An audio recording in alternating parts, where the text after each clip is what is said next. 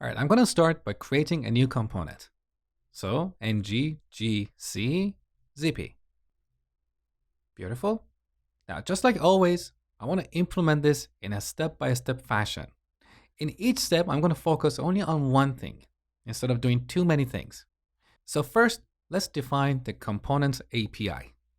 So in app component, I want to be able to use this Zippy component like this. Zippy, set the title, let's say shipping details, and I want to add the actual content here, shipping details content. Now, in order to implement this, we need to go to our Zippy component.ts. First, we need to change the selector to Zippy. Then I'm going to remove all this code that we don't need. Okay. Now, in order to pass the title, we need an input property. So input title of type string. Now let's go to zippy.html. Delete this. I'm going to add a parent div, which is the container for our Zippy. I'm going to give it a class called Zippy. Now inside this div, we're going to have two divs, one for the heading and the other for the body. So div with the class heading, and next to that, we're going to have another div with the class body. Now here in the heading, I want to render the title. So interpolation, title. And in the body, I want to add ng-content so we can inject markup from the outside. Let's test the application up to this point. So back in the browser, okay, the application seems to be working. Let's quickly inspect these elements. So here's our parent or the container div with the class Zippy. Inside this div, we have two divs. One is heading, and this is our title. And next to that, we have body. Now, it would be better to prefix these classes with Zippy. This will make our code more maintainable. So back in the template, I'm going to prefix this with Zippy dash, and same here, Zippy dash body. Now we have some kind of hierarchy. Next, I want to apply some styles to this component. So let's go to zippy.css. Now this is where your implementation might be different from mine, and it doesn't really matter because the styles I'm going to apply here are purely my personal choice. You may apply different styles, and that's perfectly fine. So for our parent div, I want to add a border. Let's say 1 pixel, solid, CCC, which is gray. And I want to apply a border radius of 2 pixels to make it a little bit round. Now for our heading, I want to make the font bold. So font weight, bold. And I want to apply 20 pixel padding so the text is not too close to the edges of the div. Also, I want to set the cursor to pointer here so it looks clickable. Now for the other div, zippy-body, once again, I want to apply 20 pixel padding. Let's have a quick look. So it looks a little bit better, but when the Zippy is expanded, I want to make the heading gray so it separates from the actual body area. So I'm going to define a new class here, expanded, with background color set to F0, F0, F0. And I want to apply this dynamically only when the Zippy is open. So back in the template,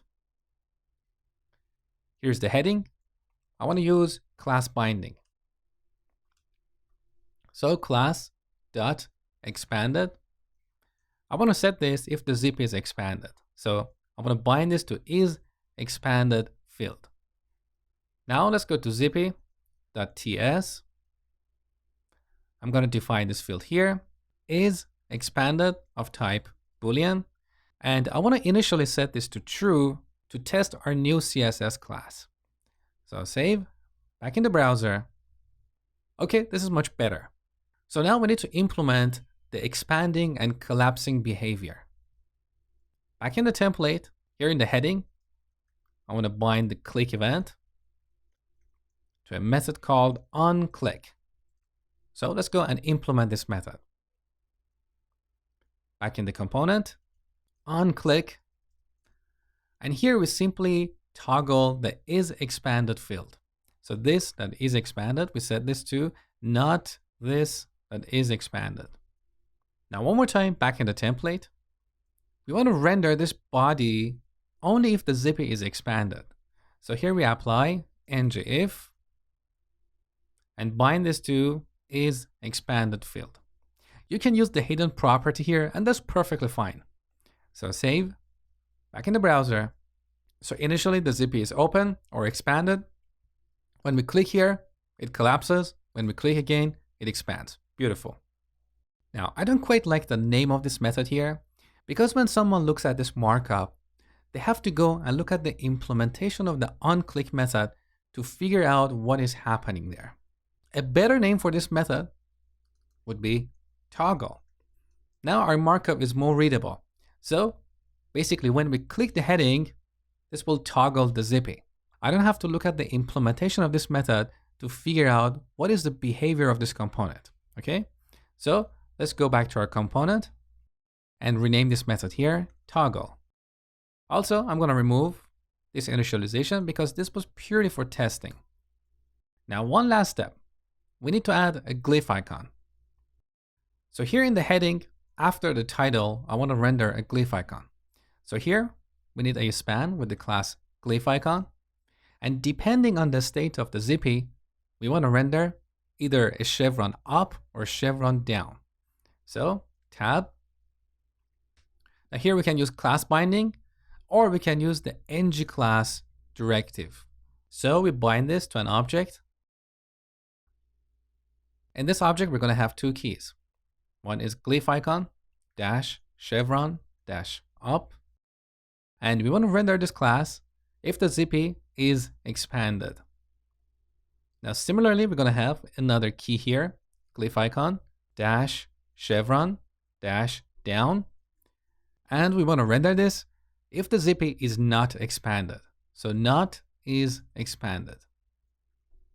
All right, back in the browser. So here's our icon, click, now it's up, click, now it's down. Beautiful. I just want to put this on the right side of our heading.